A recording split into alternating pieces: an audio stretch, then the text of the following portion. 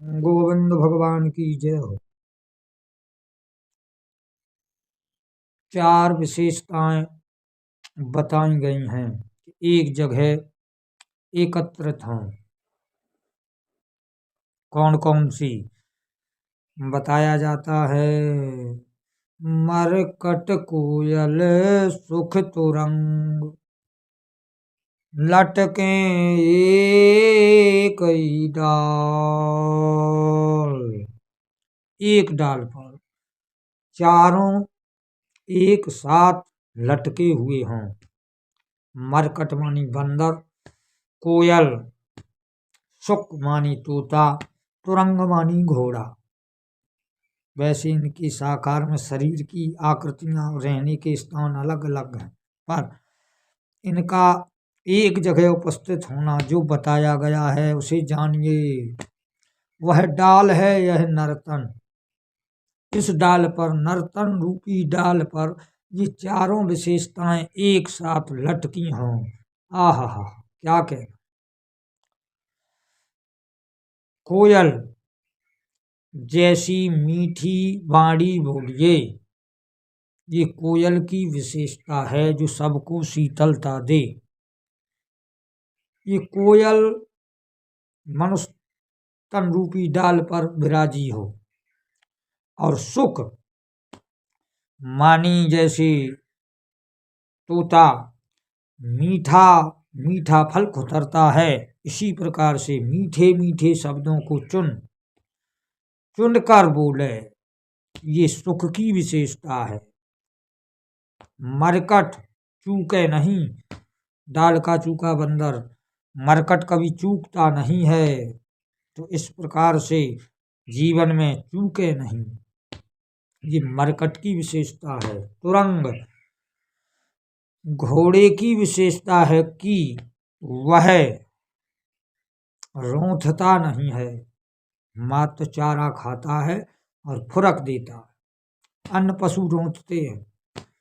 तो तुरंग की विशेषता इस नर्तन में होना चाहिए कि मात्र कर्म करिए, कर्म का वखान नहीं। अपने मुख तुम्हें अपनी करनी, बारे अनेक भांत बहुबरनी। लक्ष्मण जी ने कहा परशुराम से, तुमने अपनी मुख से ही अपनी करनी को बार बार वर्णन करके अपनी वीरता को खत्म कर दिया है, तो बखानना नहीं चाहिए। यह तुरंग की विशेषता है। अन्य सब पशु चारा खा के रोंथते हैं, पर तुरंग चारा खाता है, रोंथता नहीं। ऐसे श्रेष्ठ जन कर्म करते हैं, कर्म का गुणगान नहीं करते। ये चारों विशेषताएं जिस नर्तन में एकत्रित हों, उस नर्तन की विशेषता वास्तव में ही श्रेष्ठ है। अन्यथा पशुत्व है। पशु का यही कर्म है, चारा खाना फिर रोंतना। जो कर्म किया उसी के बारे में चर्चा करते रहना, करते रहना। कर्म हुआ था 1 घंटा में, चर्चा होते होते हो गई सालों वर्षों बीत गए। 7 दिन में कोई भागवत अनुष्ठान कराया था और कहते कहते 40 साल हो गए, अभी भी उसका रोंथ बंद नहीं हुआ, बखान बंद नहीं हुआ। तो जो कर्म किया जाता है उसका समय थोड़ा होता है, उसके बखानने का समय बहुत अधिक होता है। जैसे पशु चारा खाता 1 घंटे में, पूरी रात रोंथता रहता। इसी प्रकार से मनुष्य कर्म कुछ थोड़ा करता है और बखान जीवन पर्यंत करता रहता। तो तुरंग बनिए। हाँ, किया था, जैसे तुरंग ने खाया फुरक दिया, इसी प्रकार से कोई कर्म है, हाँ हो गया था। राम कृपा भय काज विशेषु, जन्म हमार सफल भव आजू, राम कृपा भय सब काज। फुरक दिया हनुमान जी। वैसे बताते ऐसा हुआ वैसा हुआ, मैं हटा पर चढ़ा, वो हुआ, कुछ नहीं कहा, फुरक दिया। हाँ, लंका तो जलाई, जल गई, और राम कृपा से जल गई। मैंने उसमें कुछ नहीं किया, सारे कारनामा काट दिए। तो यही फुरकना है। कोयल का तात्पर्य आप लोग जानते ही हैं, जान गए कि मीठा बोलना। सुख का तात्पर्य चुन चुन कर स्वादिष्ट और मीठा बोलना। मरकट का विशेषण चूकना नहीं और तुरंग का विशेषण रोंथना नहीं, फुरक देना। इन सब विशेषणों को अपने शरीर में धारण कर गोविंद गुण गाइए, गोविंद गुण गाइए, गोविंद को भजिए।